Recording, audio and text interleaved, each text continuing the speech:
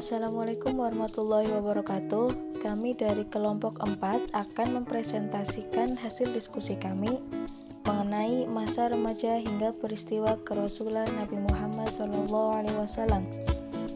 dengan anggota kami yaitu Hilyatul Jannah, Amalia Staningrum, Nazala Putri Tiara Umah, dan Puji Nurvita Handayani. Sejarah masa remaja Nabi. Sejarah kehidupan masa kecil Nabi Muhammad SAW hingga remaja mengalami berbagai macam peristiwa luar biasa, antara lain peristiwa pembelahan dada, kematian ibunya yaitu Siti Aminah, hingga beliau menginjak dewasa, beliau berdagang, hingga akhirnya menikah dengan Siti Khadijah.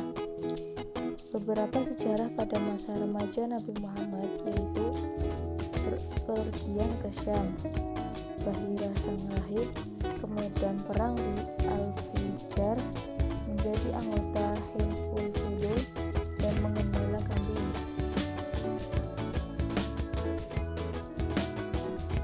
Peristiwa kerasulan Nabi Muhammad SAW.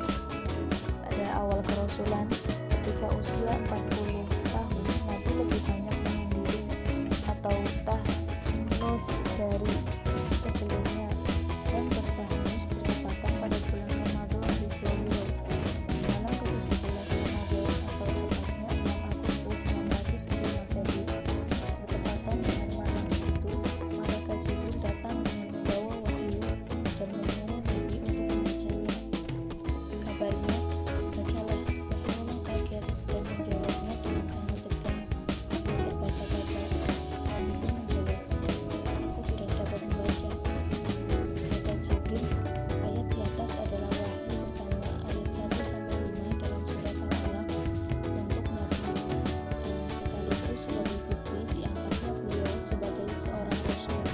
Setelah itu, kurang lebih setengah tahun dari wahyu pertama, turunnya wahyu kedua yang sudah menjadi terakhir antara 1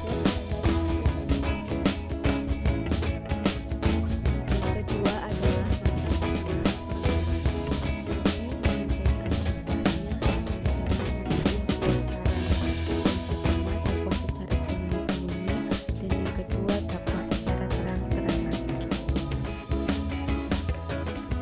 Yang kedua adalah dakwah Nabi secara sembunyi-sembunyi. Setelah turunnya wahyu kedua, mulailah Nabi melakukan dakwah, tetapi dengan cara sembunyi-sembunyi. Mulai dari yang tinggal satu rumah dengan beliau, sahabat dekat, dan orang perorangan. Seruannya adalah agar mereka tidak menyembah berhala dan hanya menyembah Allah Subhanahu wa Ta'ala. Adapun orang yang pertama beriman itu ada istri beliau, Siti Khadijah. Yang kedua ada Ali bin Abi Thalib, anak paman Nabi. Yang ketiga Zaid bin Harith, budak Nabi yang beliau jadikan anak angkat. Yang keempat Abu Bakar As-Siddiq, yaitu sahabat Nabi Muhammad SAW. Cara dakwah Nabi yang kedua adalah secara terang-terangan. Setelah menempuh cara secara sembunyi-sembunyi, akhirnya Nabi berdakwah secara terang-terangan dengan melakukan ceramah di halayak umum.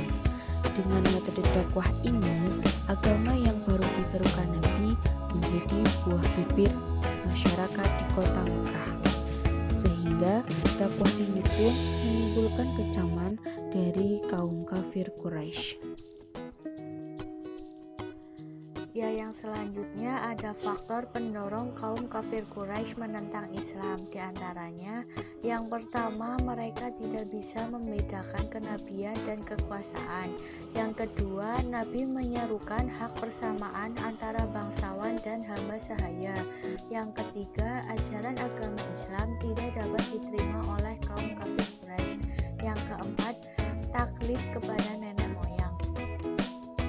Selanjutnya, kekejaman kaum kafir Quraisy menimbulkan Nabi dan para sahabatnya keluar Mekah. Pada bulan kelima kenabian, Nabi berhijrah ke Habasyah sebagai negeri tempat pengungsian. Tidak kekurangan akal, para pemuda kaum kafir Quraisy tetap mencari rencana licik terhadap Nabi, yaitu dengan pembaikotan dan berakibat kepada Bani Hasyim yang menjadikan kelaparan. Tak lama dari itu, Nabi mengalami musibah yang sangat mendalam, di mana di tahun yang bersamaan paman dan istri tercintanya meninggal dunia. Untuk menghibur Nabi, Allah memerintahkan beliau Isra Mi'raj dari Mekah ke Baitul Maqdis di Palestina, kemudian naik ke langit 7 dan Sidratul Muntaha. Disitulah Nabi menerima perintah langsung sholat 5 waktu. Akhir masa kerasulan. Babak baru sejarah Islam dimulai dengan terbentuknya Madinah. Islam makin bertambah dan semakin banyak pengikutnya. Dan situasi tersebut menjadikan orang Makkah dan musuh Islam semakin risau dan geram terhadap Nabi. Dan Nabi pun menyiasatinya dengan membuat pasukan tentara untuk menghadapi kemungkinan-kemungkinan yang akan terjadi. Nabi sendiri di awal pemerintahannya mengadakan beberapa ekspedisi di luar kota sebagai aksi melatih kemampuan pasukan. Perjanjian damai dengan berbagai kabilah di sekitar Madinah dilakukan dengan tujuan untuk memperkuat kedudukan Madinah. Pada tahun 9 dan 10 Hijriah atau 630 sampai 632, banyak suku pelosok Arab yang melakukan pernyataan tanduk atau masuk Islam dan disebut dengan Tahun Persatuan. Persatuan Bangsa Arab Berwujud. Beliau mengatur organisasi masyarakat kabilah yang telah memeluk Islam. Petugas keamanan para dai telah dikirim ke berbagai daerah dan telah mengajarkan ajaran agama Islam di sana. 2 bulan setelah itu, Nabi menderita sakit demam dan tenaganya dengan cepat berkurang. Dan pada hari Senin, tanggal 12 Rabiul Awal atau 11 Hijriah atau 8 Juni 63 Masehi, Nabi Muhammad SAW meninggalkan kita semua di rumah istrinya tercinta, yaitu Aisyah. Sekian presentasi dari kelompok kami. Wassalamualaikum warahmatullahi wabarakatuh.